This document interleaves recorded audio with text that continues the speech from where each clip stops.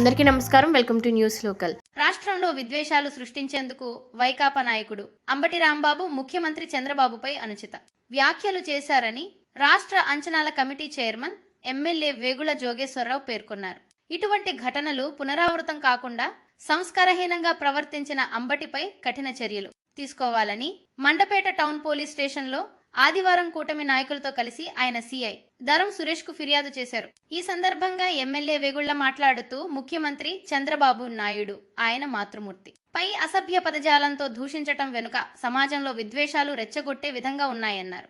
తిరుమల లడ్డు అంశంలో సిబిఐ దర్యాప్తు సమస్త సిట్ నిజాలు బహిర్గతం చేయడంతో ఏం చేయాలో తోచని ముఖ్యమంత్రి జగన్ ఈ విషయాన్ని ప్రక్కద్రోవ పట్టించేందుకే అంబటి వంటి వారిని ప్రోత్సహిస్తున్నారన్నారు. ఎమ్మెల్యే వెంట బీజేపీ సీనియర్ నాయకులు కోన సత్యనారాయణ, కోటిపల్లి సాయిరాం, జనసేన నాయకులు జొన్నపల్లి వెంకటరమణ, కూటమి నాయకులు, కార్యకర్తలు, అభిమానులు పెద్ద సంఖ్యలో పాల్గొన్నారు.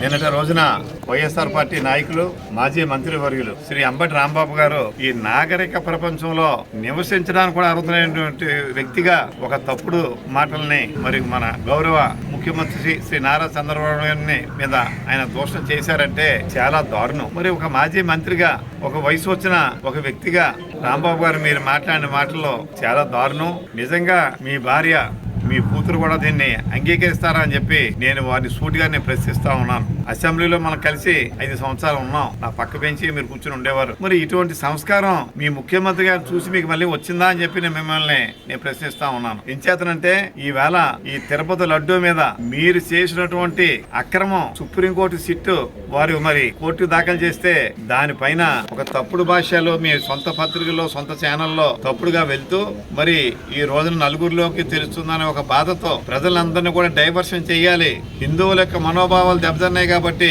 దాన్ని డైవర్షన్ చేయాలని ఒక తప్పుడు ఆలోచనతో మీరు ఈ సంఘంలో విద్వేషాలు సృష్టించాలని ఒక ఆలోచనతో మీరు మీ నాయకుడు కలిసి ఇటువంటి మాటలు మాట్లాడారని చెప్పి నేను భావిస్తా ఉన్నాను.